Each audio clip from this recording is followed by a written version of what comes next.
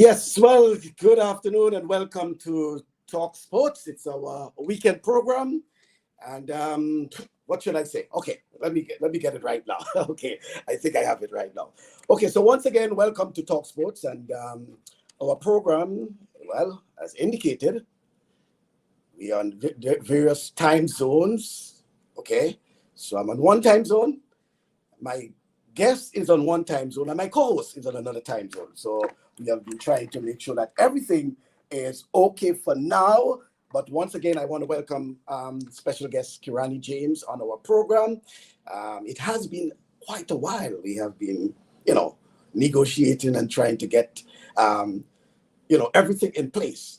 We don't want to rush anything, but we wanted to make sure that everyone is okay. And every week we're trying until this weekend, I think we are in business. So let me welcome once again Kirani James, as he's known as KJ. Thank you very much, Kirani, for joining us. Certainly.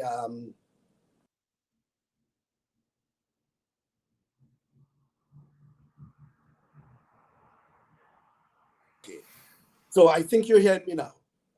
Right. So Kirani is hearing us, and thank you very much once again for joining me on the program.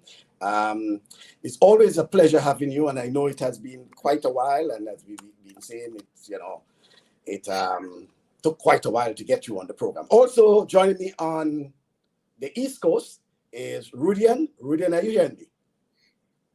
Yes, I'm hearing you, Claire. Loud and clear. Thank you very much. Yes. That's good to hear. Thank you very much. So let's go. Kirani, once again, thank you for joining us, and it has been quite a while. Let's put your 2024 season in context, Kirani. How would you characterize your 2024 season? How has it been? Yeah, 2024 is satisfying, I would say, and yeah, that's a word I would really be used to describe 2024 season. So overall, it's just having a good, satisfying season where I feel like, yeah, I accomplished a lot of good things. Yes. But in any way, did you? I mean, you said you accomplished quite a lot, but as an athlete, I know sometimes as an athlete, you're never really satisfied, even though it would have been a stellar year for an athlete. They're still not satisfied. What it is you think you could have done better for 2024? I don't know. I don't know what that could be. When you look at, just how the whole season progress, just kind of build everything, just kind of going, learning each race, getting a little bit better. And yeah, just trying to get to the Olympic Games in a place where I feel where I could have a very, high level of performance. So I think I accomplished that, and I cannot say that I left the games with my head like held down or anything. I think I did a lot in terms of in my own means to try to accomplish what I did. And a lot of credit goes to all the other guys that competed, especially in the 400 finals. So we have to give them credit too. Certainly. Rudian? Yeah, certainly. And Kieran, it's always a pleasure having you on, man.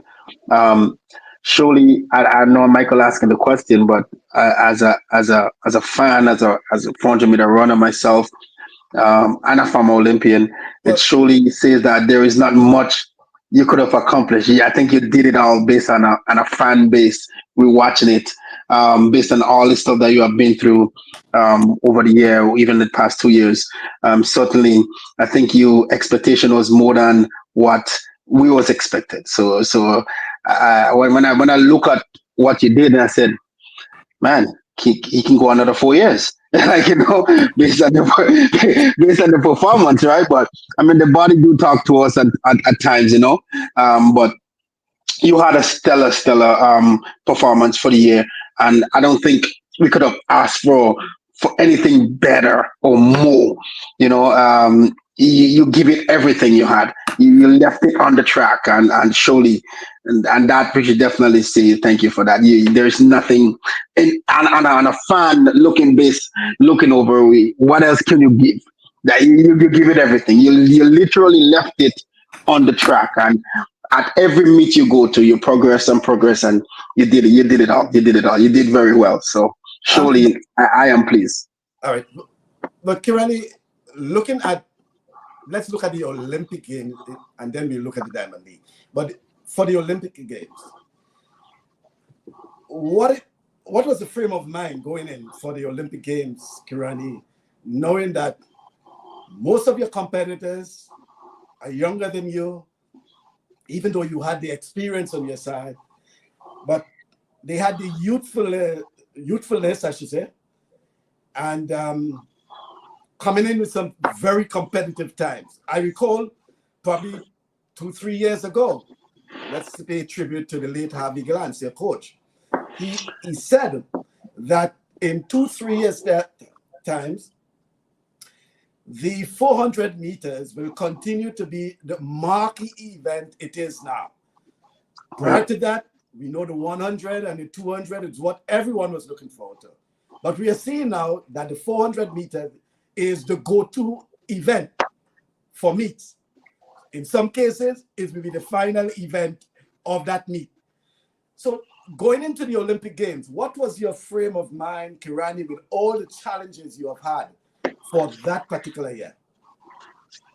Yeah, I think going in, like there was a lot of, I think, self pressure or self um goals or whatever you want to call it, right? So it's almost like I had to kind of strip away a lot of the things that I would say weighing on my mind or things like that, and just focus on running the race.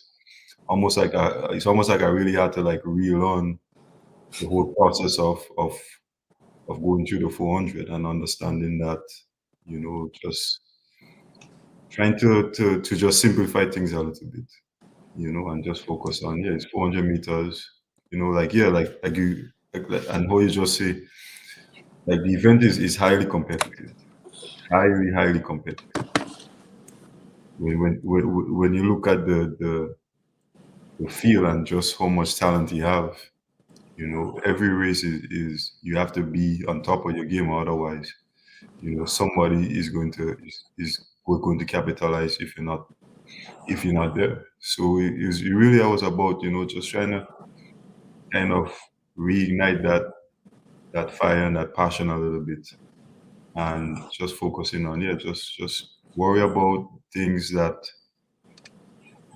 are really important and priorities, and don't worry about anything else. Whatever have to happen will happen.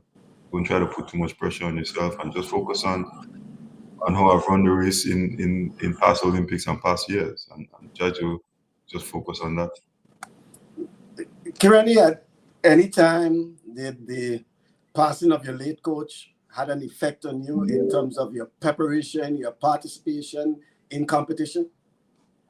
Yeah, absolutely, because he's somebody that knows me, I think, the best when it comes to that side of things, right? The competition, the training, somebody that saw me every day for, you know, 13 years. So when you don't have that person in your corner no more, it's always a big adjustment. And yeah, so those things definitely play a part.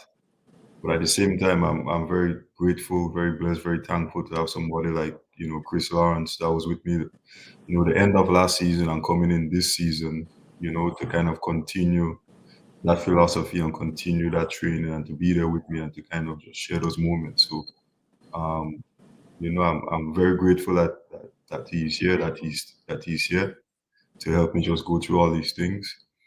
And yeah, like the whole year was kind of just making sure that we follow the philosophy, keep the foundation the same. And yeah, even though at times where, it's not, because the way that we train is not really just something that is on paper. It's really, very fluid, right? So it's always just finding that little adjustment, figuring out if you're doing the right things in training today, if you're taking enough rest, or you're not taking enough rest, if you're having a good sequence of weeks that could build up to the meets or the Olympic Games and things like that. So those are conversations we definitely had, and just trying to alleviate some of those kind of thoughts of whether or not you're doing the right things. And I think this year, just having the performances at the Olympic Games, which we always say, we always want to have our best performances and be in our best shape when it comes to a major championship. I think by me doing that this year, I think it shows that we've done a lot of good work, and it gives me a lot of confidence going into next season. You're speaking with so much confidence about next season. What it is, Kirani, that is keep driving you to compete year after year, even at that high level, knowing that guys are getting faster, but yet for all, as they say, you're in the jamming, What is that driving factor that keeps Kirani wanting to compete even at that level? Yeah, I think for me, like looking at just the overall goal was always, me and Coach Glantz always talk about that, was to make a career out of this. It's not just about competing for 4 years and then not worrying about that. So even a lot of times when you might not see me competing a lot or anything like that, it was all a part of a goal of, okay, how do we maximize all of these years? Because the reality is, at a certain point in time, like is going to end, right?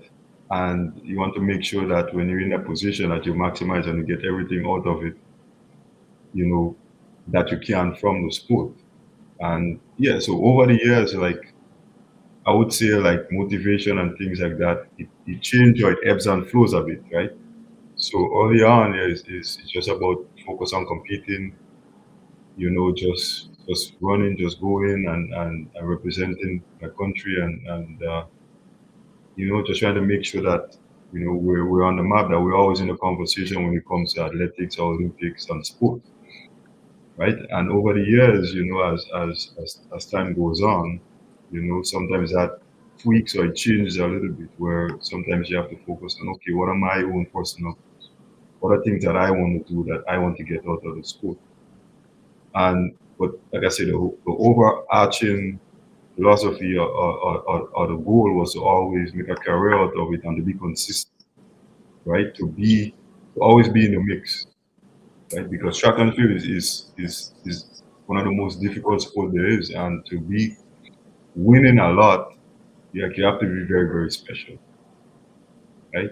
So if you could always be at a competitive level, to always be in a fight where when your name is on the start list, where people have to say, okay, if I'm not on top of my game, this guy will capitalize on it, and always make sure that you're there. So that's always kind of been the goal. So like I say, the training, everything, how I try to go about things is to maximize everything. So hopefully I can continue doing that without having too much interruptions or disruptions or things like that. So that way I could make sure that I capitalize on everything that I can. All right. Good afternoon to you, Paul Williams. Okay, Olympian. Well, I'm certain there are a lot of folks like Paul and Hazel, all Olympians themselves. Past Olympians, including Rudian. As Hazel says, welcome, Kirani. Glad having you on TalkSport. What it is you will say to young, probably aspiring, or those who are in the fold, especially at the college level or the secondary school level, who probably looking on to this program or at some point will probably view this program? What sort of message would you give them, Kirani, in terms of staying focused? Because it's no easy task, Kirani, to be competing at that level for the better part of 10 years. It's 11, 12, probably going on to 13 years now. So what is driving that longevity, and what it is you will tell young, aspiring, and even current athletes? Yeah. Well, the first thing I would say is you have to understand what is it that you want to get out of the sport? Because everybody's goals and aspirations is different, right? I can't sit here and say that this should be your aspirations, right? You have to know that on your own, and you have to like understand, okay, what are the tools? What is going to take for me to reach those goals, right? But I think on a foundational level is, you have to be disciplined. I think it's a big one. You have to understand that um,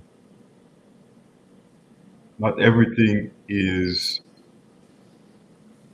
or would feel like it's important. No, right? There's certain things that you have to sacrifice if you want to get to that level, and understand that, yeah, this is what it's going to take. And understanding yourself, understanding what your capabilities are, understanding what your vices are, things that or people that have influences on you, and always try to manage that and understand that, yeah, like this is what I want to get out of this sport. This is my goals, and this is what I'm going to do, and really be able to stay the course and to eliminate a lot of the noise or a lot of external factors that could affect you, right?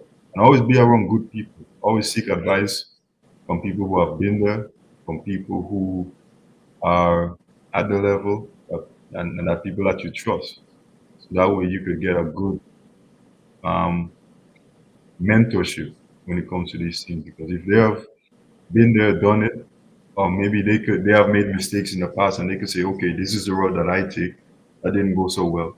So maybe you seek a little bit of a different path, and just try to go from there. But to be honest, I mean, there's so many advice I could give, and I always look at it as, for me, on a more interpersonal level. If somebody calls me, I could give them very specific advice because I know the situation a little bit more intimate. So that way I could tailor Right. my advice to fit what that athlete is going through. So I always look at it from that kind of perspective. But yeah, in just terms of a general idea is you have to stay focused, and you have to make a lot of tough sacrifices that you might feel like, Mhm.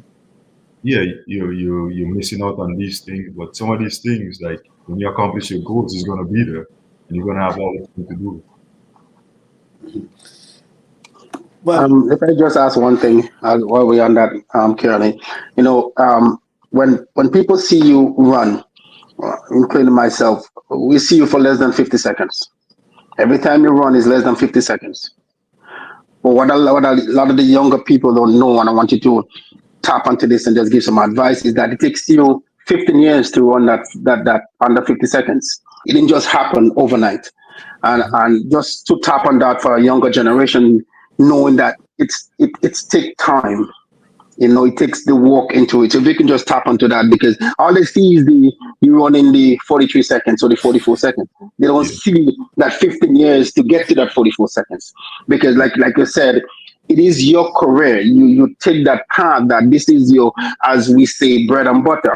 So you put the work in to get your bread and butter, and then yes, now the bread and butter is there now. You can eat properly. If you could eat a food as we say at home. I could eat a food now, but before you could eat that food, it was a lot. That you had to go through. So if you just tap on that for a younger generation, hopefully something can help them there. yeah, exactly. Just to build on your bread and butter analogy, yeah, you could add some salami to that too, you know. So, but yeah, I mean, it's just like you said. There's no substitution for doing the work. Like you have to do the work. There's no shortcut. There's no well, there is shortcut, but it's illegal. But I'm just saying that like you still have to do the work. You still have to. There's no circumventing around that, right? You have to put in the work and you have to stay the course, right? And a lot of times, especially with this generation, because it's even so tougher for the younger artists coming up because you have things like social media or things like that where they get so much information at an instant. And at times where the challenge is like you have a certain philosophy and you go and you open up your computer and you say, okay, this guy is doing this or that, and it worked for them, and it's like all of a sudden now you think that that is what you should be doing. And a lot of time that kind of clouds your mind and clouds your judgment where you're not fully buying into the program or the philosophy of what you're doing. So sometimes that is even difficult, just shutting out all of that noise and a lot of people saying, okay, you should be doing this or you should be doing that, and understanding and being able to trust your coaching and trusting the process and having those conversations with your coach or whoever it is that's in your circle, and having really, just very honest conversations. Okay, these are the goals. How do we get there? These are what we're doing, and kind of go from there. So yeah, like you said there, but there's no substitution for years and years of work. Mhm. Well, you said a couple of things there, Kirani, including trusting your coach. And I think you're one example of trusting the coach because you have been with Coach Kirani Harvey Glantz. Well, Kirani might be coach soon, so you never know. But you have been with Coach Glantz for all these years, and I assume there are a lot of things that Coach Glantz would have passed on to you that I'm certain that would have stuck in your mind.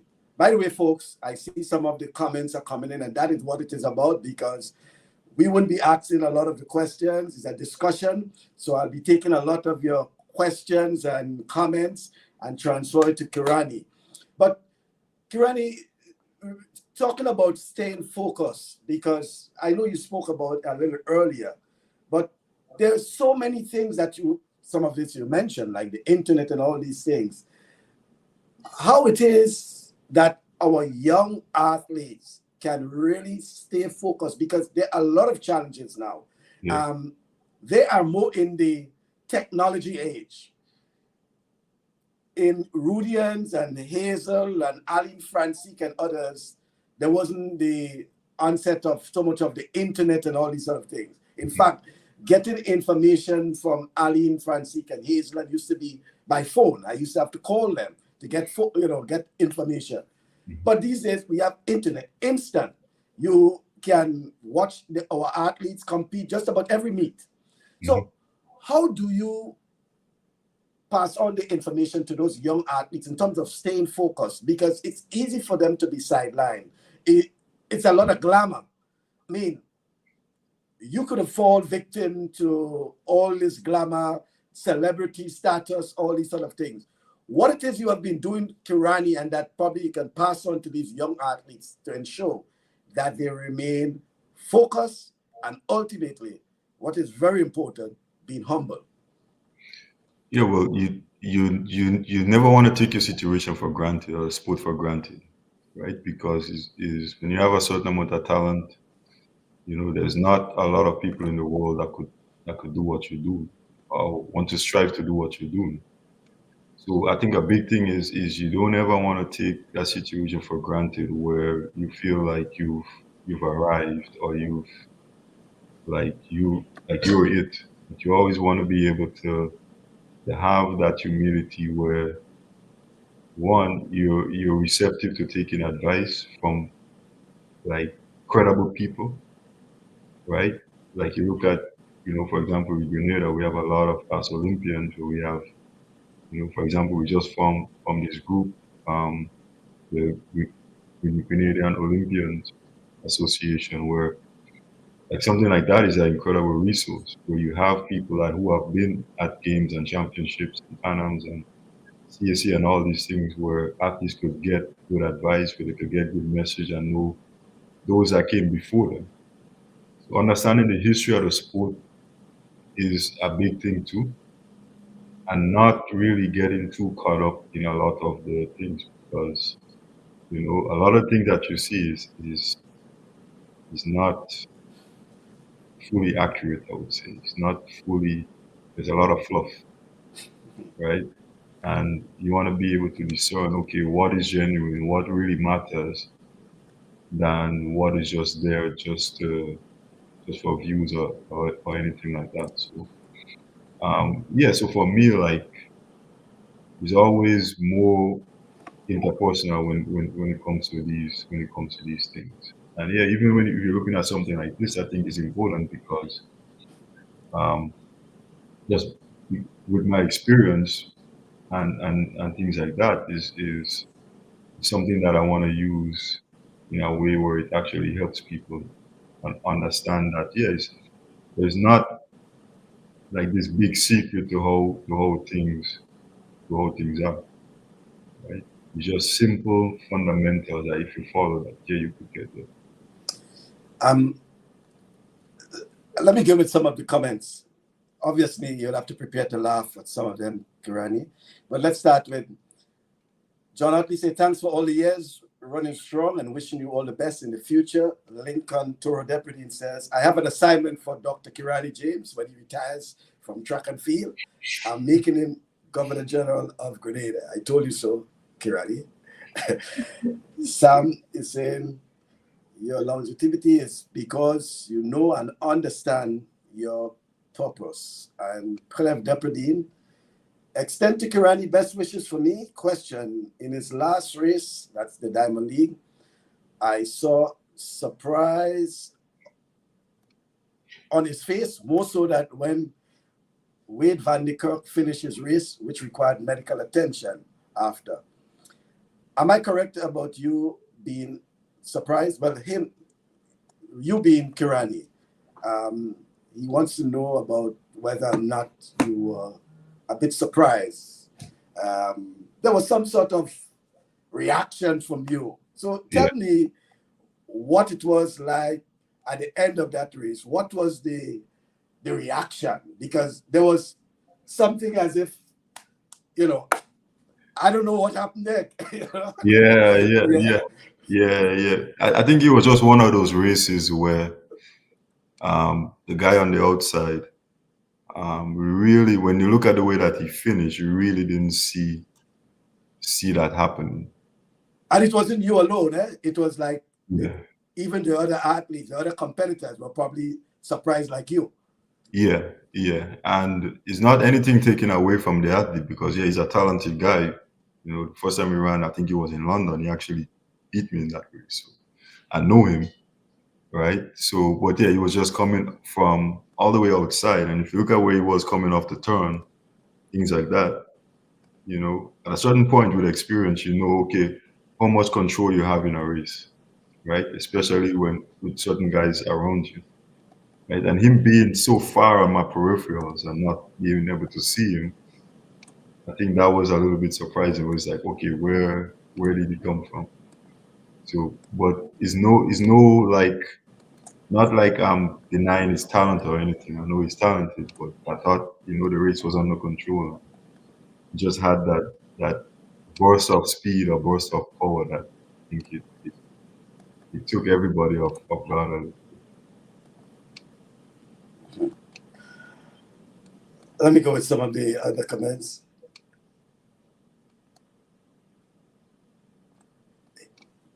Dennis Williams is saying, Kirani, we are so happy to have such a phenomenal athlete like yourself representing the sport of track and field. And Clef comes back to say, curious Kirani, I've seen the same level of humility in Julian Alfred, Juju. Were you able at any point to converse with her? Yeah, I did. I think the first time I met her, but we didn't really talk too much. It was, I think, last year in Budapest. I think because we was all staying in the same hotel, so it was just really hello, hi, and bye situation. And I think this year I was able to talk to her maybe for like a minute or 2 minutes because I think we were at the Diamond League final and just telling her congratulations and those kind of things. And yeah, I see the same thing in her too because she took the time to be very receptive to what I had to say. And yeah, that was really a good feeling, to be honest. When you have somebody like that that is you know that is now in a very similar situation, being the country's first medalist at the Olympic Games, just to kind of share just my experience after 2012, what I would look like, things like that. And she was like incredibly responsive, receptive and responsive to it. So yeah, it that was a really nice just short interaction that I had with her. And while we're at that, Kirani, what sort of reaction you have with not just St. Lucia, but Dominica, because Grenada reigned supreme for so many years in the OECS in terms of medalists and probably having the most Olympic medals in terms of the OECS. Now we see both St. Lucia and Dominica in the fray. What's your reaction? What's your comments on that now? No, I think it's fantastic. You know, like I say, same thing with Dominica. I've known Tia for a couple of years now. She's always been, you know, a very incredibly friendly and personable athlete. You know, where she same thing, very humble. Yeah, and all of that. So yeah, the only one that's missing right now is St. Vincent, and they were close in the 800. So Yeah.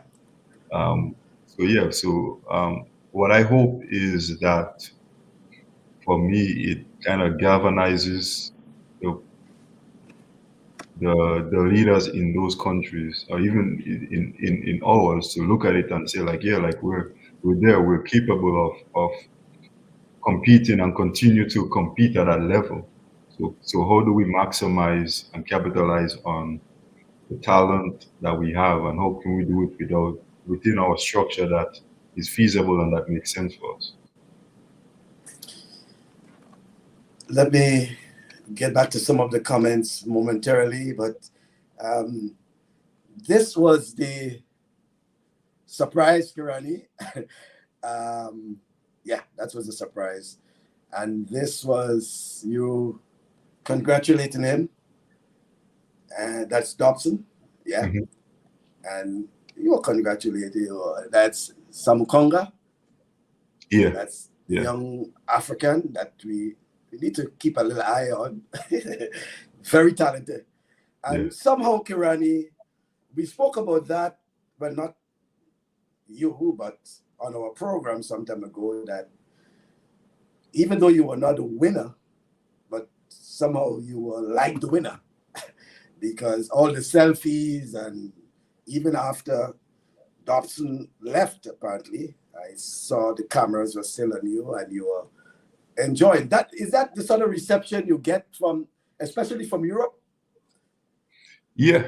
I think in general that's kind of the reception, and yeah, I'm very just appreciative of those kinds of reception. So because it really means a lot. I think it shows that people have been following me over the years and really appreciating, you know, the work that I've been doing for such a long time. I think that's kind of the theme right now when I'm competing, where the most frequent comment I get is being able to compete at a consistent level for so long, and people are really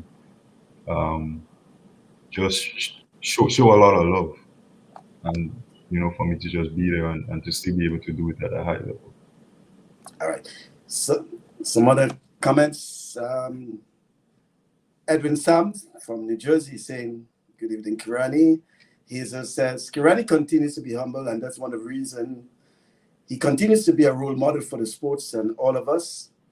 And, well, Clev, you're hearing it. Yes, we do have the Olympians. They have formed themselves into an association. Good afternoon, everybody. Veronica Sandy, thank you very much for being there. Roger Duncan, oh, good pal. Good afternoon to you, Roger. Congratulations, Dr. James, on a successful season. From your perspective, what do you think we, as Grenada, are doing well, and what possibly need improvements to ensure we continue to produce professional athletes?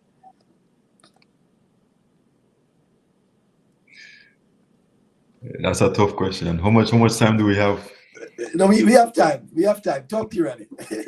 Don't try to get away from your partner. You know what Yeah. No, I mean, I think one of the biggest things is the talent identification is a big thing, because you could see it from a very young age, how naturally talented a lot of our athletes are. So I think from there we have an incredible pool of just natural ability. No, the challenge is always, okay, how do we harness that that natural ability within our resources and what do we have, right? And how do we make sure that they get to the level that they want to get to? And how do we make sure that we have more athletes competing at a higher level, whether it's in university or college or at a professional level? And how do we make sure that we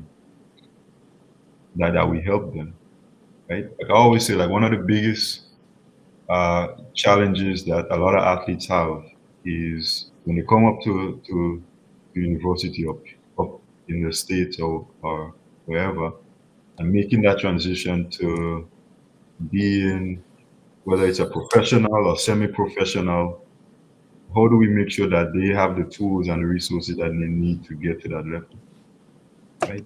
And understanding that, yeah, like we have tools here that could help them, even if they're over there. And I think just home too is just having a proper structure and having a system that is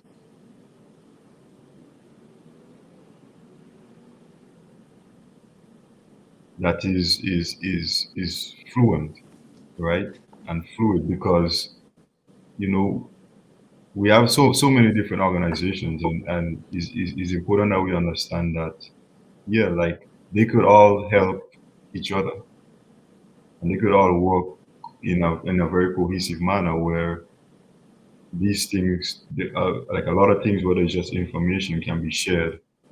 So that way we get the best out of it, out of all of athletes. If our ultimate goal is all the same, then we could streamline the whole process of how do we get there. All right. I know we keep hearing about Dr. James. What are something? Well, I think it's going to exactly what you have just answered from Roger in terms of what are some things that can be done to continue sports development in Grenada or in the Caribbean in general. And you alluded to the fact of having the structures in place and, make sure that it's something that is very fluid and, streamlined so that we can have the sort of success that is really needed. Um, just some quick comments before some questions again. Blessed weekend, King James and Michael Bascom, also Rudian. That's from Senator Claudia Joseph, who is our Attorney General. And Kevin is saying, it's awesome to see you running similar to your personal best. With a new coach, it seems like you are poised to lower your national record next year, barring any hiccups. And Estelle Smith, Dr. Kirani, you have made us all proud to be Grenadians. You are truly a blessed Grenadian. Kirani, did the announcement of the UE award, did that come to you as a surprise? Yeah, that was a big surprise. I'm not going to lie. That was a Yeah. big surprise. I didn't I, ever. I got the impression you thought it was a rumor at first when I mentioned it. Not. I mean, I can't remember how it came to be. I think somebody gave me a heads up or something like that. I can't remember if it's you or somebody else where they were like, yeah, we want your email or something like that. But I remember when I did get the letter or anything like that, it was very I was very taken aback by it because I never imagined like something like that would have happened, right? And I'm very grateful and appreciative of it and very thankful. And I think, yeah, if one thing I could say is, even though, for people who are, striving towards success or have goals and things like that, like when you look at stuff like those accolades and things like that, I think it's important not to necessarily focus on those kind of things to say that, okay, I'm running so that I could get this award or anything like that. I think it's important that the main thing you do is your own purpose, is to do the work, is to compete to the best of your ability, to do everything that you can to your best, and those things will come. People will recognize it. People that matter, the people that care, the people that are appreciative will recognize these things, and they will bestow, those honors on you. So I think it's important that we all kind of remember that at the end of the day, if we all just work to the best of our ability, then the world will be a much, much happier place. Good afternoon, Sally and Clark. Also, Craig Paul. He says, keep going, Dr. James. Welcome, Theo Duncan. Dr. James, nice to have you. And Kevin is saying, we just might be able to field a 4x4 squad next year. I know Kirani has waited a long time to get a squad back together since we tried about a decade ago. Kirani, what's your views about Grenada fielding a 4x4 team for World Relays, World Championships, Olympic Games, Los Angeles 2028? Yeah, well, my opinion on that is always been, especially in the more recent years, was our more realistic option would be a mixed relay. Because if you look at the men's 4x4, women's 4x4, you have to get at least 5 or 6 athletes, right? That are running at a very consistent and high level where at least you're running 45. I'm not saying that we don't have the talent, to field it, but then we're going to be very, very flying very close to the sun if we try to do that, especially if we have, well, if we don't have the numbers where we could substitute and to make changes on a flight. I think if we could get 3 good guys and 3 good women, I think we'll be able to have a very competitive mixed relay team. That's just my opinion. At least right now, until we get to a point where, a lot of the talent that we have are realized, and that way we could have one on the men's and one on the women's side. Mm-hmm. But just to solidify your comment there, Chenny Joseph is saying, good evening all, best wishes to Honorable Dr. Kirani James and host. First, let me congratulate Vida Bruno Victor on a recent success at securing vice president at Pan Am Sports. I'm curious to know from Kirani, do you believe we have a chance at producing a few more quarter miler, possibly in time for Los Angeles? So this one is going a little further, whether you think we have a chance of producing more quarter milers. Yes, we have a chance. I think 4 years is a long time for athletes to improve to get to the level that's competitive. So yes, I think it is capable, and we do have a chance, right? So the question is, how much of that do we want to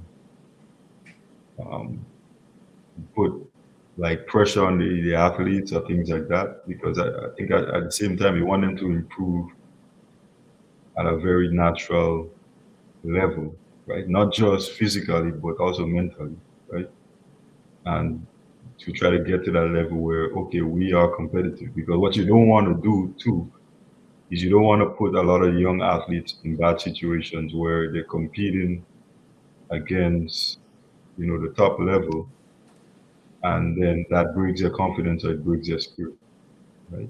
You want to make sure that they have a certain level of maturity, a certain level of experience where they know, okay, this is just to get, a good look as to what it takes to get to that level, right? And not just to say, oh, you have to perform this or you have to do that, and put so much pressure on them that doesn't give them confidence.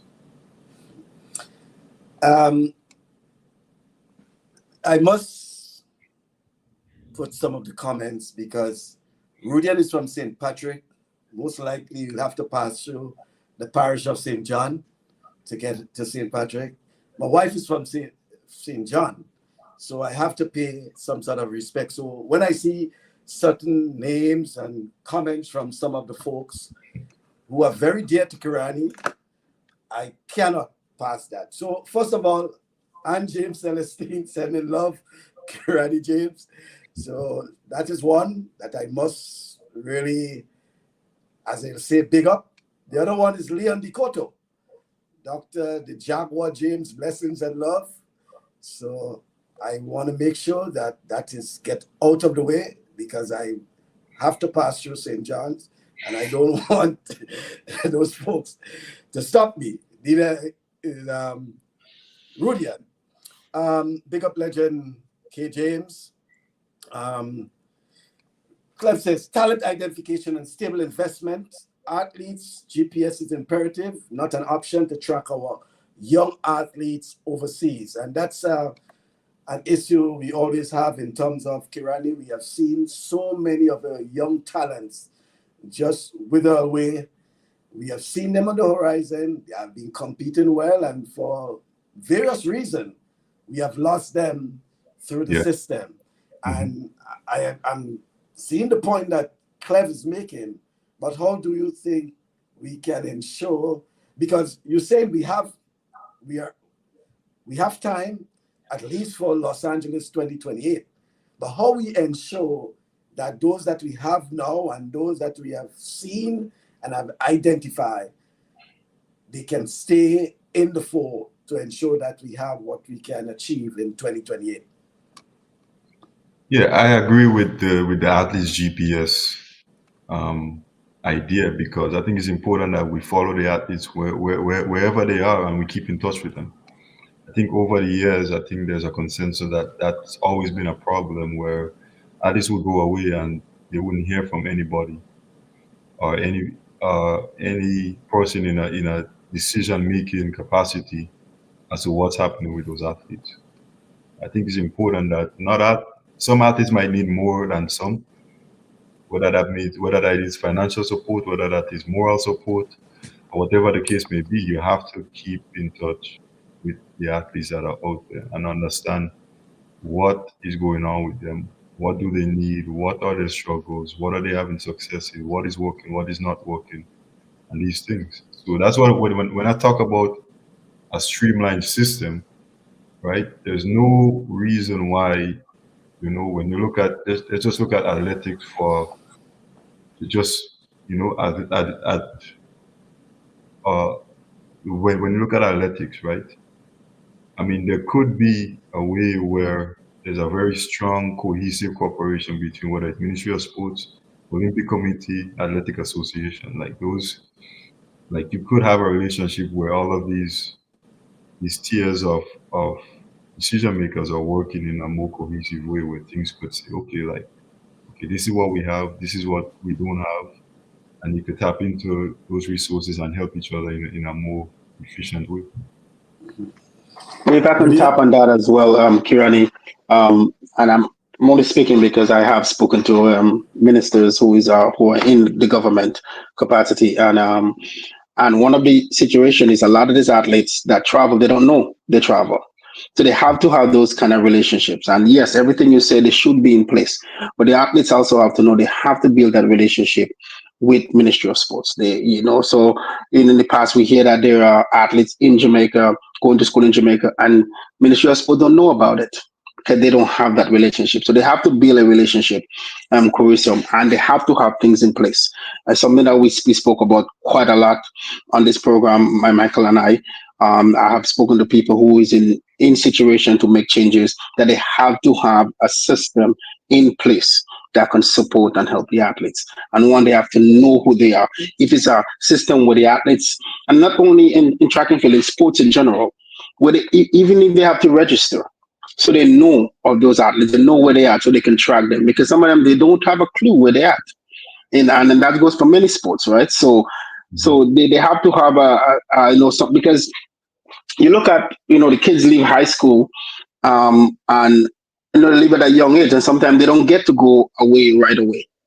Sometimes they don't go for another 2 years, right? So they're not in school to say the school have an idea of, where they go, they're coming from the school to go, to university or a college in the US. So they have to have a system in place where they either a registration system where the athletes in Grenada or sportsmen and sportswomen should register under the system so they can track them. So they have to have something in place. So certainly I hope in the years to come, they can have something in place and that we could see something better. A question for you. There is no athlete, including the best of the best, Michael Johnson, Usain Bolt. I said that to you in the past, who have won every major sport in the same event. And you're the only athlete I know of on this planet that won in the 400 meter from the lowest to the highest level. I don't think anybody else has ever done it. Now, the 400 is a really tricky race. I've listened to Michael Johnson and I spoke to him personally, and he has his philosophy of how to run the 400. What is your philosophy? Is something had to keep you year after year running, at that high level. Like, I mean, we see the diamond race, and there was a little, surprise, somebody coming from somewhere, and it's not that you just couldn't see them, and that happened, we see that also when the world record was broken. It was in lane 8. It was not to, Van Luther had to run and give everything he had. However, what is your philosophy? How do you run the 400? And if you give any advice to anybody else out there, what is your way or the proper way to run the 400 meter? Yeah, I think in most recent times, I think is being able to focus on your own race and not worry about what everybody else is doing. I think sometimes even the best of us, even me, sometimes you get a little bit caught up in, okay, this guy is behind me, this guy is in front of me. How is he gonna run? Is he going to gauge me the whole race or things like that? And I think when you simplify everything, you just really just run your own race. Run towards your own strengths, right? And for me, it's always been about having a good and a strong, consistent finish. So making sure that I have a good first 200 where I don't get too excited. Sometimes at times that happens where you run it a little bit too fast, where by the time you get to the last 100, where you're not, you're a little bit more tired than you should.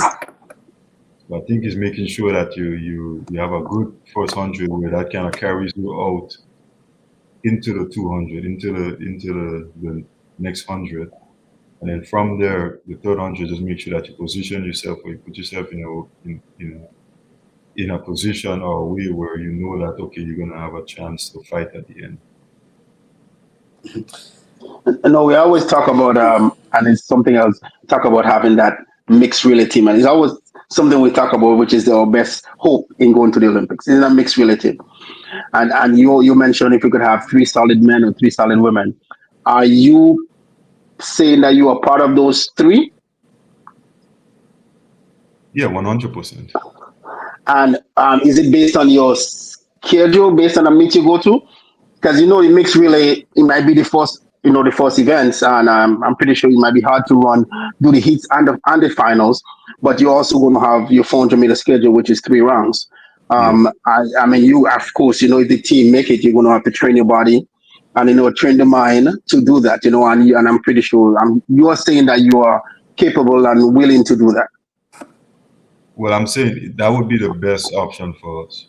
I think if you look at it right now, right, is if you try to do a 4x4, like you really need like 6 guys. Yeah.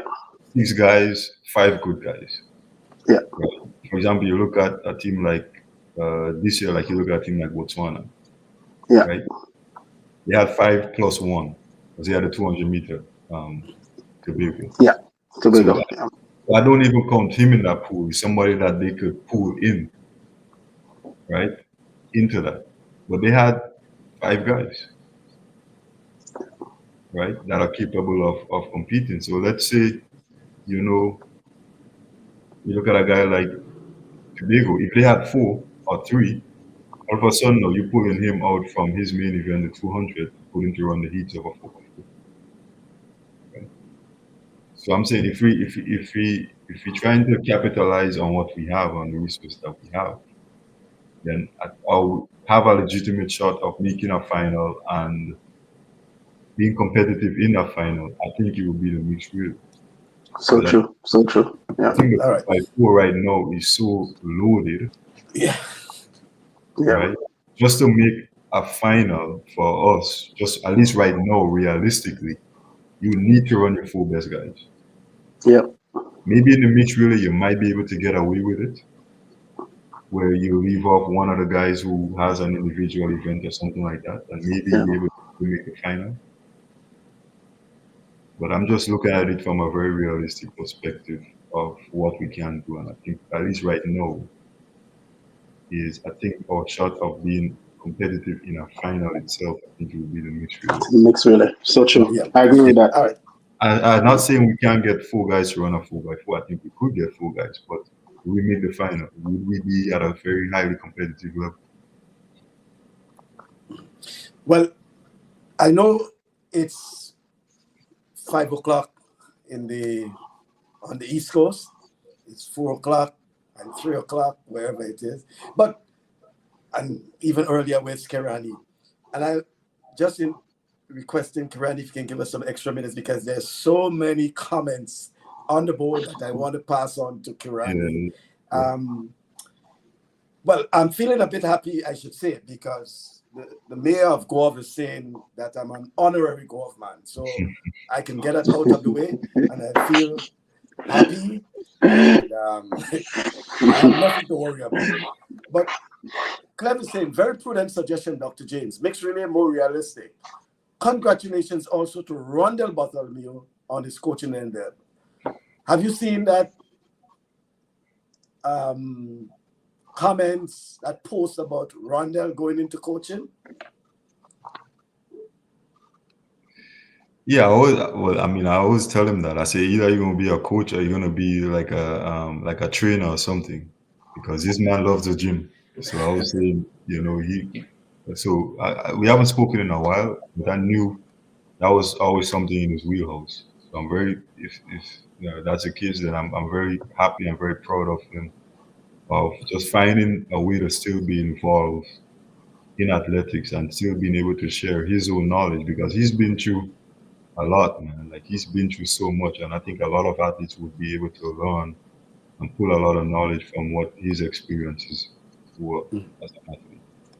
While we're on that, Kirani, would you admit that our best chance of probably medaling or competitiveness in relay was when we had yourself, Rondell, and Braylon?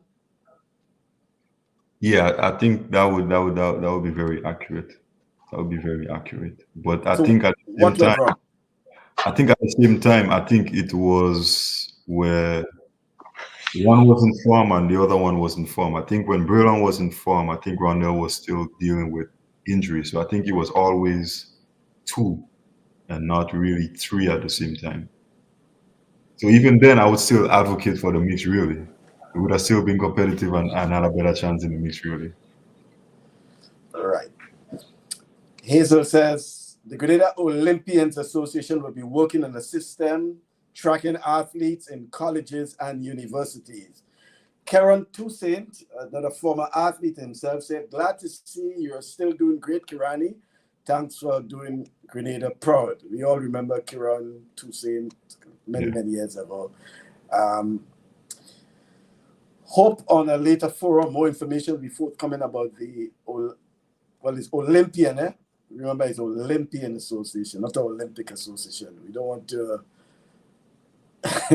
Yeah, so the Olympian Association is separate from the Olympic Committee or Athletic Association. It's pretty much a group that is individually formed by past Grenadian Olympians to just have that kind of relationship with each other and learn from each other. Yeah, she says a portal where federations and athletes are mandated to register. Chenny Joseph says, I know it's a bit early, but does Dr. James see himself possibly involved in coaching post his career? If not, where do you see yourself most likely best serving the country? Coaching, I'm not sure. If you ask me today, right now, I would say no, because I know how much stress a lot of these coaches have, and responsibility and these things. But obviously, I still want to be involved, in sport in one way or another. I think, over the years, just learning a lot, especially from, my past coach or my own experiences in terms of what it takes to be at the top level and what other athletes need outside of just the raw coaching.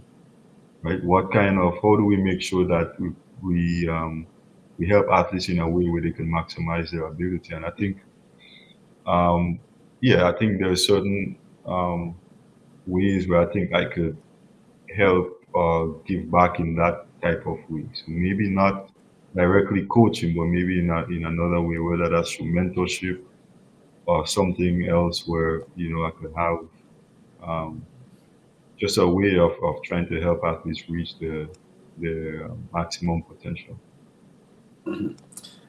Um, and Fletcher says, good afternoon to one and only Kirani James. And Claire says, a Grenada family athletic program can be helpful for the young athletes on scholarships. Mental is just as important as physical. Speed will benefit from both. Bertrand Lessie, good afternoon, Bertrand. He said, my son went through college under a program called Adopt a Dancer, where some of his needs were furnished by an anonymous family. Could we consider launching a similar program at home and in the diaspora, where athletes can be so supported by those who can afford such? Something probably for the Olympians Association to probably look into. I see Kirani is shaking his head, so I assume he supports such an idea. Oslin Pumpy, good afternoon. And here is Angel saying, congratulations, Kirani James, on an amazing run in the 400 meters Olympics, the sub 44 king. Wow. Finishing fifth at that level is no small feat, and it speaks to his incredible dedication and skill. Owning the title of doctor now is also a huge accomplishment. Hard luck on the final result, but the competition was extremely fierce. Keep pushing forward. You continue to inspire so many with your talents and perseverance. And Shama Bartholomew say hello to you, son Kirani. Much love. And Lady Reese, my friend, hope is all. I am certain she's referring to Sam. And, well, I think Toro is responding now. He's trying to solidify his earlier comment. I say Governor General. Kirani, roll tide. Let's say, I know Edwin Sam is teasing you about roll tide because you're formerly of Alabama, the University of Alabama. We had a conversation last week because I was in Alabama to that game, Alabama versus Georgia. I know prior to the game, you wanted to show. You were a bit topsy-turvy about the result. You think Georgia, you would have gone Georgia way. In fact, it was heading Georgia until you see in the final quarter. Give me that sort of experience, Kirani, about sports at the University of Alabama, because I had the experience of watching that football game, albeit after my assignment. But it's nothing like compared to any ordinary sport. You're talking about a stadium of 100,000, and you're talking about a game that started 7 o'clock in the evening, and 8 o'clock, 9 o'clock in the morning. You have tailgating, and you're talking about thousands of people already in parking lots and all these other things. Give us a sort of experience, Kirani, of what it is like for especially college sport and looking at college football. No, I mean it is a culture. It is a culture. I might even go to as far as say it might be a religion where it's taken very, very seriously. And in my experiences when I was there, it was really eye-opening because when I came up to school, that was in January 2010. I think I came up like the same day they won the first national championship of that era, right?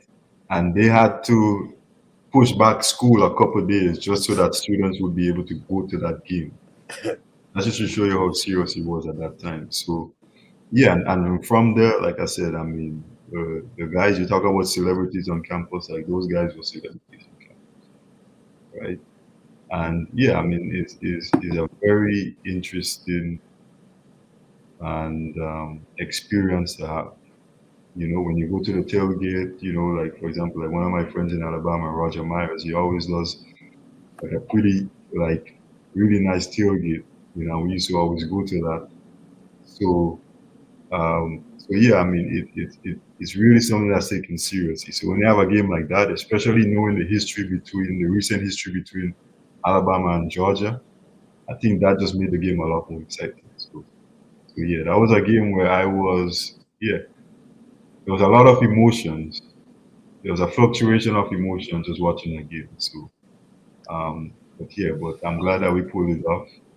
You know, he was a 17-year-old kid that made the catch. So, yeah. So we have a lot in common because I came on campus when I was 17. So, yeah. I don't know if he knows about me, but I don't think he needs to. He's doing a lot of good things. So, hope that he looks like he has a really bright future ahead of him. So, but yeah, just hope that, the team stay the course, that they stay motivated, that they stay focused, as we talked about earlier, not think that, because you beat Georgia, like that's it, like that's a championship for the season. That's not a championship for the season. Matter of fact, they're playing right now. Oh yeah. So, um, but yeah, just try to stay focused and just try to stay the course. Oswald Poppy says, good afternoon. I'm happy to listen to Kirani live. I'm a Wolfman who represented St. John's Christian Secondary School in track and field, together with Conrad Francis and Gworth in road races before Kirani was born. Thank you, Oslin, for your contribution to sports in Grenada. Winston Slocum, congratulations, Dr. James, our king, our hero, love and blessings always keep that humble spirit. Good afternoon, Kirani James. Thank you for being the remarkable person you are. You're a mentor to my son who is looking forward to walk or run in your footsteps. Let's hope he can run. Lincoln said there's a group of GBS fellas that want to get a GBS team to the 2025 Penn Relays. Does Kirani think this is possible at this time? What suggestions would he offer to the group? Well, yes, I can confirm that there have been some discussions that have started. I think last weekend they would have had their first discussion in terms of reviving this whole entourage. Many years ago, every year you look forward to the Penn Relays, whether it was GBSS or SAS or McDonald College, even Wester Hall Secondary School, at some point when Anglican High School also participated. But I know they have sort of revived and rekindled that interest, and they started a discussion. Lincoln Deputy is saying, what suggestion would you offer to the group in terms of going about to have that sort of representation, the importance too of the athletes participating at the Penn Relays, and not just GBSS, but having some of the other schools participate as well? Yeah, I would say absolutely. I think that would be an incredible opportunity and experience for those athletes because now you're getting an experience at a higher level. You're getting an experience that would only benefit them. So when they come back home or wherever they go, they have that experience embedded in them that they could always draw from. So how excited they are, what the talent level is outside of the region or the Caribbean. And yeah, just kind of just go and compete and just use it as a tool of gaining experience and being competitive and take that with you wherever you go. So I think that's a fantastic idea. If things are worked out where they actually do get the opportunity to do that, I think that would only benefit them. Ulrich Schoon, enough respect to you, King James, and the panel. Great program. Clef say, if we see going into football now, I declare Ohio State University. Sometime back, my son was a walk-on for basketball and football, went home for carnival, and that was the end of both. Ohio State. Is Ohio a keen rival like Georgia to Alabama? Same conference, is it? No, it's different. I think Ohio Conference. State, their main rival, I think, would be Michigan. I think Michigan. Yeah, So, but it's a different conference. It's a different it's a different vibe to it. So yeah, because But certainly, Kirani, Ohio State is my team. Unfortunately, I know I went to a different university, but Ohio State and football, that is certainly my team. And the game yet last week was amazing, and I think the most amazing part was watching the young quarterback, 17 years old, and he just phenomenal, and I think. I mean, I'm surprised you guys end up in number one spot, but hey, what can we say? I didn't expect number one spot. I figured number three or yeah, number two, but hey, yeah, we'll stay number three. But certainly, um, it's gonna be a good season. It's gonna be a good season yeah, because because just seeing that you have Texas now in the SEC, yeah, and you also have Oklahoma is in the SEC. That is big, and that makes it really difficult because sooner or later, number one and number two have to play. So because which is Texas as well as Alabama. yeah, So they all will have to play each other somehow, some way, yeah, and they will lose their spot. So that definitely, it's always a challenge. But certainly we see that, and we've seen the money that is putting in the sport, especially in the SEC. I mean, both teams to come out from the Pac-12, they pay $100 million just to get out from the conference yeah. to get into the SEC. So really, there's a lot of money involved for those athletes. What is your take on? I mean, I have my views, but in college, the athletes being paid, and again, let me respectfully say, I said athletes, Yeah, yeah, not only the football players or the basketball players, yeah, because it seems like those are the only ones who's getting paid, yeah, but the rest of the athletes is not getting paid. What is your take on that? yeah. Well, here's the realism when it comes to college sports, because I've been to one of the biggest revenue making programs in Alabama. Like when you look at the work that those guys do, football team, and some programs here where the basketball program is bigger. So you look at a lot of some of the schools out east, right? Like UConn or schools like that, where the basketball program is huge. But just specifically football, when you look at the work that these guys do, they train like professionals. Yeah. Like there's no denying that. And the reality is when you look at the athletic department, is like the football program supplements so much of the development of that whole athletic department. So yeah, so the other sports, like even track and field, even a lot of the smaller sports, volleyball, all of these things, a lot of it is supported based on the revenue that football generates, right? So for the other sports, I'm not sure, if it would make sense to pay because of how the revenue is generated for the school. But I think definitely the football players should be compensated in some way. Now, is the NIL, I think, the best way of compensating them? Well, I think it's been proven that it might cannibalize itself and not work, because pretty much is look at it, it's kind of like a pay for play system now, where everybody's a free agent at the end of the season every year. So I think maybe there's a way to refine that whole idea of how you compensate those guys, because I'm telling you right now, a lot of the big football programs, these guys train like professionals. Most definitely, and I've seen it, especially in with Georgia, right? So I've seen, because my athlete just finishing up, graduate at Georgia right now. So I've seen, the system there. But I guess I am more digging on when they say student, the students, and they're calling them students, but they're all students, the tennis players, the soccer players, the golf, they're all students who is playing for the sport, but they're not benefiting as the football players, and the basketball players are benefiting, Yeah, which I said they call it a different name. If it's students, they all should be benefiting, yeah, so even yeah, track and field, right? So yeah. And I yeah, think that's where the dilemma with college sports comes in, because like I said, when you look at the revenue football generates as opposed to track and field, like, I don't yeah, think track and field generates that much not at revenue, all, not even close. Yeah, yeah, no, right? yeah.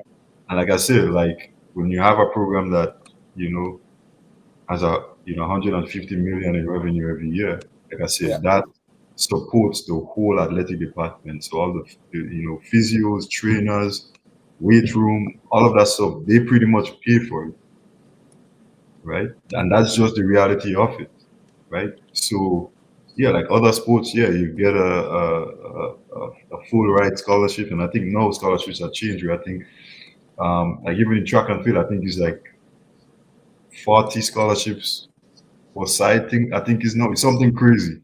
Yeah, because they extended, because I know it used to be something like 22 for girls, 18 for boys, something like that. So I know When there's an extension now. Yeah. yeah, when I was in Alabama, it was 12 and a half scholarship for the men's side. You see, yeah, and That was it. yeah, So I mean, yeah, I'm talking about many yeah, years ago. I went to University of Memphis, and we're talking about like oh, 20 something years ago. So the yeah, gap difference, what they yeah. did then and what they do now. So Mhm. there is a benefit, and that's what we talk about even with our athletes at home, letting them know there are opportunities, there are scholarships, there are so many schools there that Mhm. if you want to further your education and if you want to further the sport in terms of going to a college or university, to perform, because it is challenging being in the Caribbean at a whole, Yeah, to compete. Competition is not there. You do try to go come out here and get the opportunity. So there is scholarship. So for those parents who is on and those athletes that's on, there are scholarship. They just have to put the work in, yeah, and if that's what they want to do, and never, and they're always thinking of the big name schools, the Alabama, the Texas. yeah, No, there's other schools. yeah, Track and field is a one person sport. You yeah, alone is your own team, unless you're on a relay team or some sort. But in track and field, your own team. So it's about you. So you don't have to be in those big name schools to run a world class time, or to yeah, to get the NIL deal, which is what's happening there. So it can happen. So you just have to put the work in, and there are scholarships. So just yeah, want them to know that. Don't think that there is no scholarship. There is lots of scholarships out there yeah, that is also for that we can get to the athletes as well. All right. yeah, So this is what I was talking about with the tailgating, and this was my experience. Look at that stadium. yeah, Um, well, that was close to half done. yeah, yeah, Yeah, and this is another section because I was on the ground level, yeah, and you're talking about thousands of fans, and it was at the point in time where Alabama was trailing, I think. Was it? Yeah. yeah, Yeah, they were trailing at that time. Yeah. But it yeah, was a sort of experience. And by the way, there was a point in time where I believe that fans were beginning to leave. And then the turnaround started. That 70-year-old kid was just on fire, yeah, right? Yeah. Yeah. That was a good experience. Some more comments before we wrap up here now. Chenny says, another great discussion. Keep it up, Mike and Rudy. Thanks, Dr. James, for the decade plus years of selfless service in athletics, not just to Grenada, but the world. You have done well, and we know there is more great things to follow you. I see a lot of, trash in there now. Kirani, Hazel saying, nothing like Death Valley. That's LSU. Yes, sir. We're not worrying about LSU right now. We're not worrying about LSU. LSU had its days, not this year. Yeah, I think that is LSU she's speaking about. What she says, Death Valley. I think we should look at sports holistically. I know we are always looking at athletics, but let's look at the other sports. Kirani, and that's something we always have when we have this discussion here. And sometimes unconsciously, unintentionally, because we may say athletes, we may say athletics, but we know it's a generalized term. Yes, in most cases, we may be talking about track and field, and I try to use track and field terms. And when I say athletes, we're speaking about our sportsmen and sportswomen. Do you sometimes think, Kirani, that track and field somehow take away a lot of the glory from the other sports? As a track and field athlete. yeah. Yes. I mean, I don't necessarily think that, right? But when you look at on the world stage or even on a collegiate stage, like the athletes that perform, are out there are mostly athletics, and it's not anything to to be ashamed of or anything like that. It's just that's just the reality of it, right? So yeah, but at the same time, that doesn't mean that we can improve on a lot of other sports too. Like we can, we talk about swimming. I think we could have a lot of good swimmers. I grew up in Guav. There were guys when we used to be on the jetty and be swimming from the jetty to the shore. I'm sure if a lot of these guys were in a structured program in swimming, they probably would have been Yeah. really, really good. So yeah, so I do understand what they're saying in terms of like the other sports. You feel like track and field kind of gets all the praise and everything, but um, I think it's important to understand like that's just at least right now in the situation that we're in that you have a lot of good track and field athletes that perform really well, and I think what helps too is because the infrastructure for track and field is a lot more simple than a lot of the other sports, right? And because it's an individual, because it's an individual event. When you look at, if you compare it to like individual sports like swimming or tennis, right? How many tennis courts you have in Grenada right now, right? How many swimming pools we have in Grenada right now? These are swimming pools even at Olympic size. So when you look at those kind of resources, like track and field, the barrier to entry is a lot more easier for a lot of people to gravitate to. So I think it's important that we try to develop all sports and try to give focus on a lot of the other sports. And I think that, it makes a lot of sense to do that.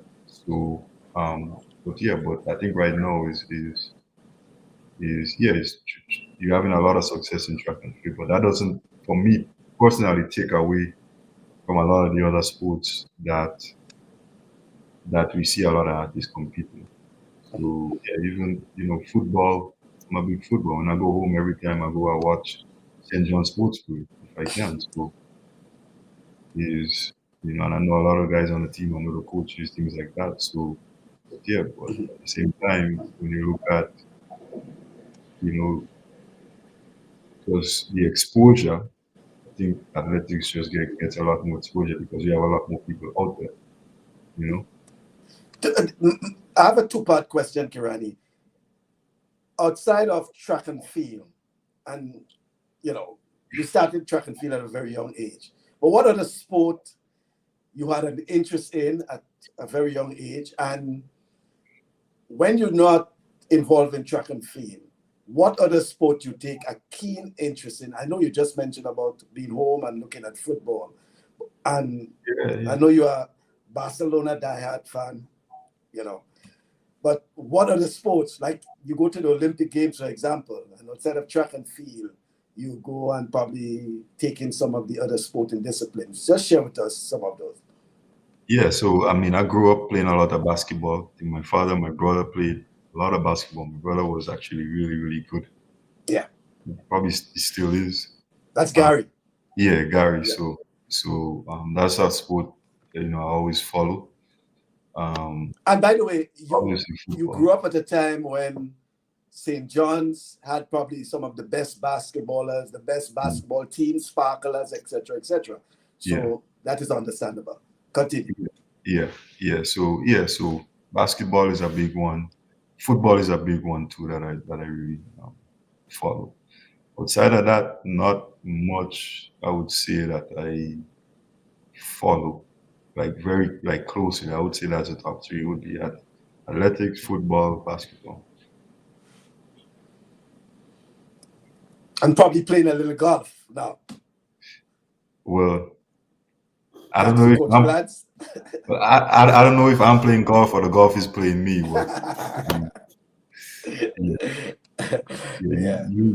You talk about a very interesting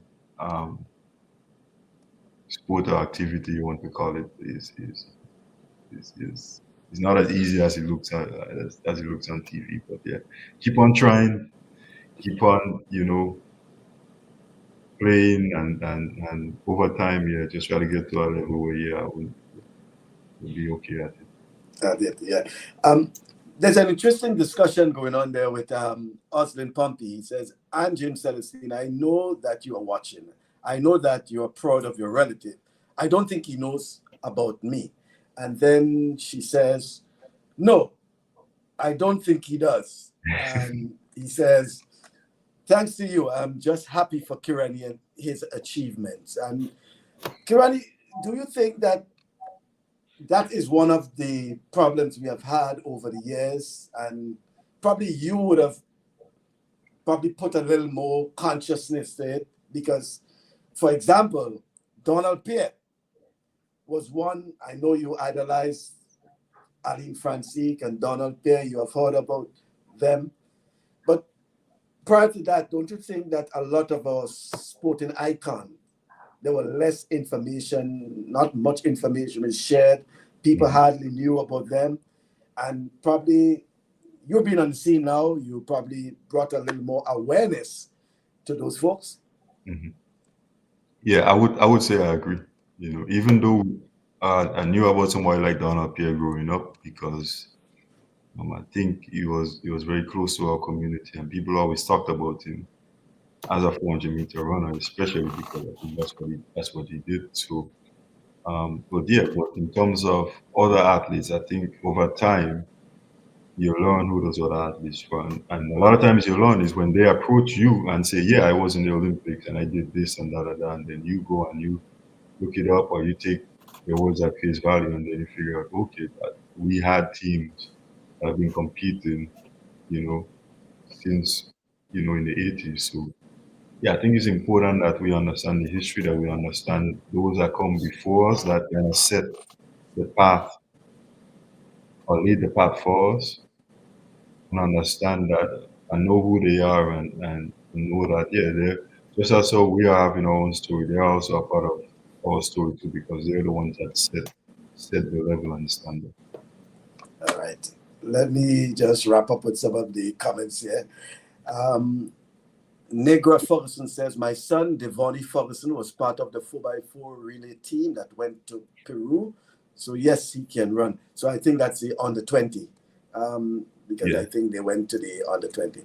Yeah, I think that was referring to your comment of son walking or running in footsteps. So she's telling you, okay, yes, he does run. Okay, yes, thanks. So, right. So, we're glad to know that he can run and not walk it. So that's good. And it shows also that we probably have some talents, coming up. Thank you, Negra. Clef says, don't know what college football is until you attend Ohio State University versus Michigan. That could be debatable. Another great discussion. Keep it up, Mike and Rudy. Thanks, Dr. James, for the decade plus years of selfless service in athletics. We went through this already. And Edwin said, Dr. James, congratulations on all your accomplishments. You have made our little island proud. Your humility is recognizing, and the honors bestowed upon you is totally justified. Well, they already call you Dr. James because hopefully by the next time we speak to you, you will be Dr. James. So even though it's before, but it's in order. They train to eat, to speak, and even how to offer quick autographs. And he's speaking about those college athletes. Now you can use NIL to offset scholarships. Roger says, special invitation extended to all first-time viewers to join us here on TalkSports every Saturday. Great program. And Miriam says she's watching. So too is Marcella. And Sam says, we still do, even if we don't win. Even if when we don't win. Yes, that's true. Very true, Sam. Thank you, Mr. Bascom, for this forum. I feel rather fortunate to listen to all the input. Seeing Kirani up close and listening to him, I feel privileged that this little 5-year-old student has grown into this world-class athlete. Is that a teacher? Because she's saying a 5-year-old student. Let's continue. Our Olympic champions, our King James. I'm not so fortunate to see him when I'm home. It's been a few years since Kirani and I crossed paths. I see more of Gary when I'm home than him. So you do know Shoma? Yeah. Okay. If it's the same Shoma I'm thinking about, then yes. Right. Thank you very much, Shoma. Roger says, Michael, we need an annual Talk Sports Week social. Choose the country. Some of us can make it a vacation. I think I have the nod from Rudian and Kirani. Cliff said, reason why athletics occupy the majority of the space allotted: Olympics, gold, silver, bronze. The third, no small accomplishment for 110,000 population, 133 square miles with weightlifters as grub oil down as the national dish. I think track and field will be the centerpiece of sports for Grenada for probably a while. Oslin says, I was the successor of Donald Pierre. I took the mantle for Guov. And Cliff said, and the third strongest man in the world. Yes, we do know that. Yao Atunwa, Kirani, could we have your influence in bringing major sponsorship to Grenada by way of Nike, etc.? And Mr. Bascom, thanks for your good work. Thanks for Dr. Kirani. I'm endorsing it. And so proud of you, Dr. James. Such a wonderful role model for our youths. And I think that's where we will want to wrap it up. Some very interesting comments. I envision Nike sponsoring the construction of a gymnasium for basketball in Grenada. Well, sometimes we do say all these things, but as Kirani has been saying at the start, we have to have structures in place. If we don't, then we will probably be spinning top in mud. We need to have proper structures in place, whether it has to do with coaching, sports development, talent identification, sponsorship, just name it. There need to be proper structures in place. And one thing I can say I've seen is that the National Sports Council will be officially launched. I see there's been some invitation being circulated, and we expect it to be launched sometime in the next week or two. This, to me, is a plus. We have been speaking about that for quite a bit of time now, and we'll be seeing officially our parish sports councils, our national sports council, and thereby we will have more sports organized at the village, community, parish level. And that, to me, is a good start. And hopefully, in probably another year or 2 years, we'll probably be reaping some of the benefits. Before I go to Kirani, let's get some comments from Rudian, and then we'll give Kirani the opportunity to. No, most Kirani, there's not much I can say that you haven't heard from many people. Just congratulations on the success that you have over the years. I know this is not the end for you. You are still going at it. Hopefully I could be at Tokyo with you next year, because I have an athlete that I'm coaching from St. Vincent who probably could make it to Tokyo next year in the triple jump. So certainly we are working on that right now. But just keep doing it until you can. Stay injury free. The trust in the program, trust in what you're doing, and Grenada is proud of you, regardless if you're on the podium or you're not on the podium. Certainly, we are proud of you.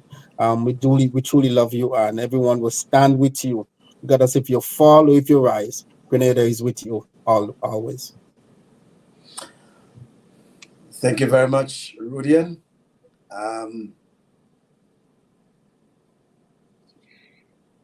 Kirani? Yeah, first of all, I think this was very, very good. I think this hour and a half flew by really fast, if I'm being honest. I just want to thank everybody for tuning in. Thank everybody for the comments, for their suggestions, for their advice. I always listen to it. I may not respond every time or something like that, but know that your words don't fall on deaf ears. And like I said, I always, when I compete, is to always try to represent Grenada to the best of my ability, my family, all of my stakeholders, people that are involved in my life, because I understand what it is. If I could just, always try to give people back home something to be excited about, to be proud about, take them a little bit, even if it's for 1 minute away from just the day-to-day, stress, things like that. I understand that, that's a responsibility that I appreciate and that I'm always willing to take on. So, I might not be you know, I guess active or anything like that on social media every single time. But you know, when I like to do things like that because it's a lot more nuances, a lot more information that you can get. So yeah, I appreciate you, Mike, for having me and to doing this, so I could share some of my opinions, some of my experiences, things like that. So really appreciate um, all that you've done, what you're trying to do for Sporting Grenada, what you continue trying to do. And for everybody else, I just want to say, like, yeah, like we all have a part to play, I think, when it comes to sport development in Grenada. Some more than others, some in different ways, but I think we all have a part to play if you want to see some of our, you know, whether it's our athletes, our sons, or daughters, or cousins, or nephews, or friends, you know, reach the levels that we think that they are capable of. And I think that is important that we have not just a system of, you know, just a government, but, you know, just a system of support, you know, back home, and to always remember that, yeah, like there are people and there is a way to be very constructive in everything that we do and everything that we say. So I just want to yeah, just tell everybody that, yeah, like we all have a part to play one way or another. Big way, small way, we all have a part to play in the development of sporting media. Well, I want to thank you very much, Kirani, because we have been trying to get this program on for a while, and for some reason, you know, when you're ready, I'm not ready. When I'm ready, you're not ready. And even with the challenges today, because I'm actually in Milwaukee, and the program started just when I got into the hotel room. Yes. So it was a kind of touch and go. And as I was saying, so I'm on one time zone, Kirani is in another, Rudian is in another, and then obviously our folks. So we have a lot of folks in a different time zone. So I want to thank you very much for being our guest. Quite a lot you have provided, and it has been a sort of relaxed. It's something we wanted for quite a while. Very much appreciate the humility and being able to have a conversation, we say, with our viewers, with Grenadians, and I think they're very appreciative of it. And certainly we will look forward to you 2025. I know it's more or less sort of vacation to an extent. We sometimes say vacation for the athletes, but I know you still have to do a little workout and thing to keep yourself, you know, not just occupied, but to keep yourself going, because you don't want to be, as they say, stiff for 2025. So certainly there are certain things you will have to do. I'm not a coach. I'm a past athlete, even though I didn't get to the stage of the Rudian and Kirani. By the way, Kirani, have you heard that? I don't want Chenny to come in and say all kind of foolishness, but I once had the hurdles, that was 80 meters hurdles record at the GBSS for many years. I had my little trophy home I think it's still in Grenada, for many, many years. And why I had that record for so many years? Because they were not competing in the hurdles.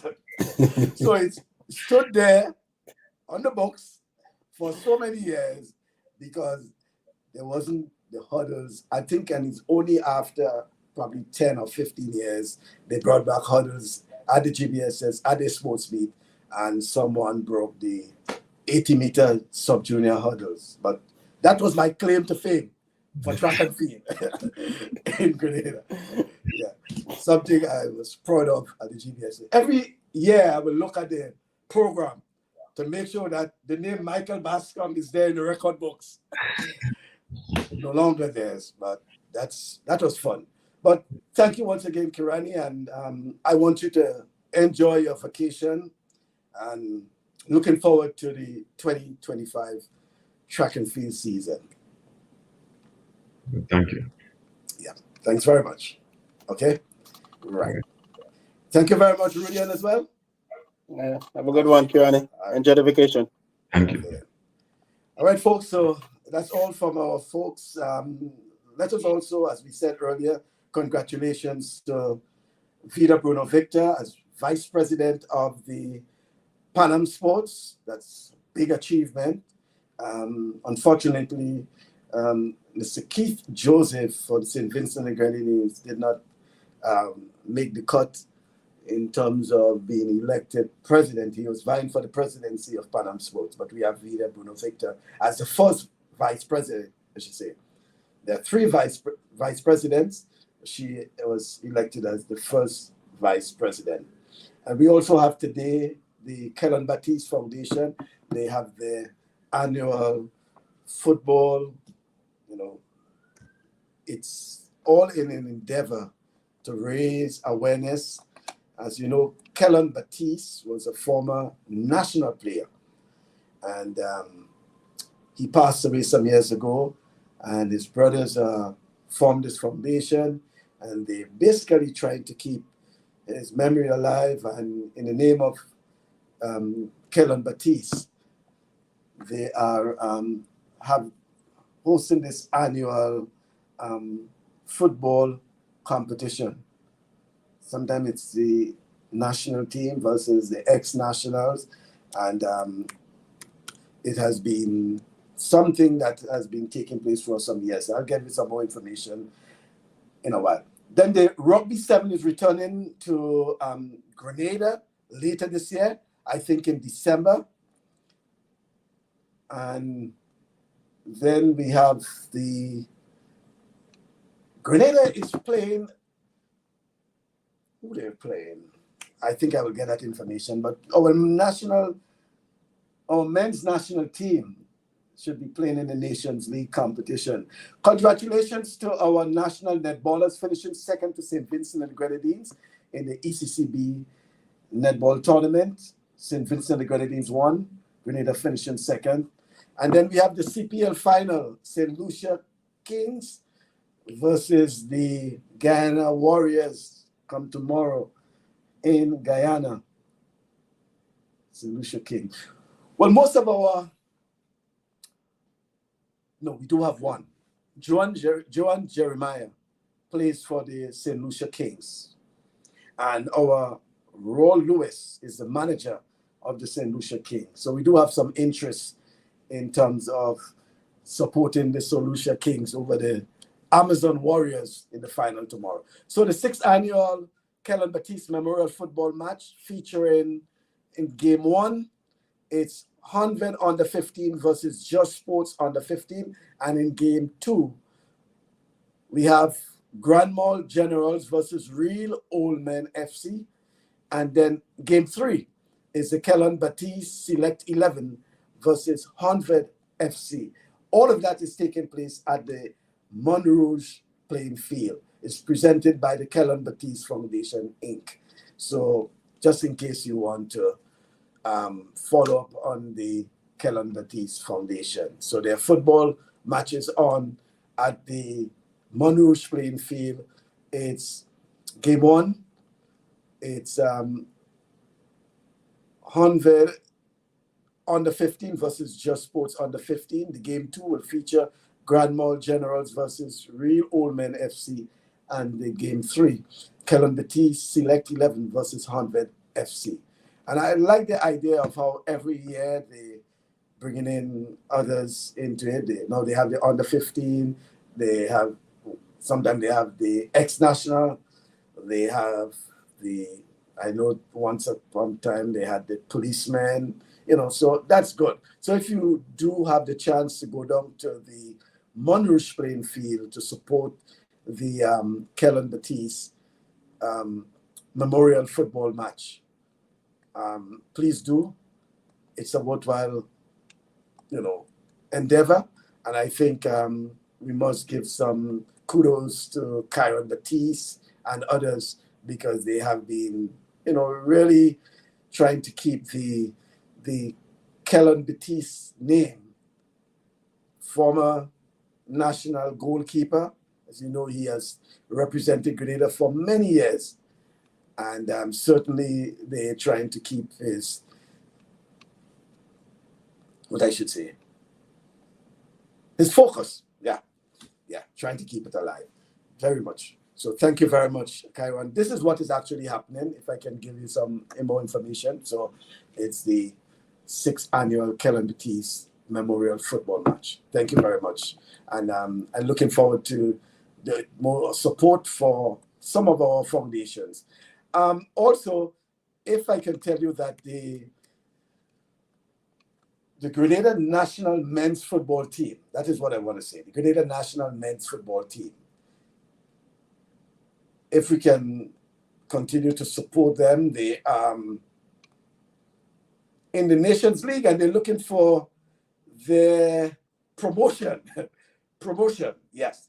So they'll be playing Curacao at the Darren Sammy Cricket Ground in St. Lucia, October 11 and 14.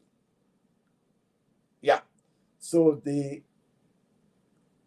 a 23-member squad for the upcoming CONCACAF Nation League already selected, and they will be in action come next week, October 11 and 14, at the Darren Sammy Cricket Ground in St. Lucia.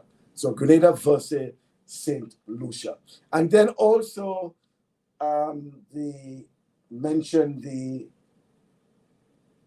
Grenada being placed second in the ECC netball tournament played in St. Lucia, finishing second to St. Vincent and the Grenadines. Congratulations to our girls. They have done well. Thank you very much once again. Folks, it has been a pleasure having you on our program. It's certainly looking forward to your company come next weekend. Hopefully we'll be back in New York, but certainly looking forward to your company. It has been a pleasure being with you, and I look forward to you being on our program. Until then, do have yourself a pleasant weekend.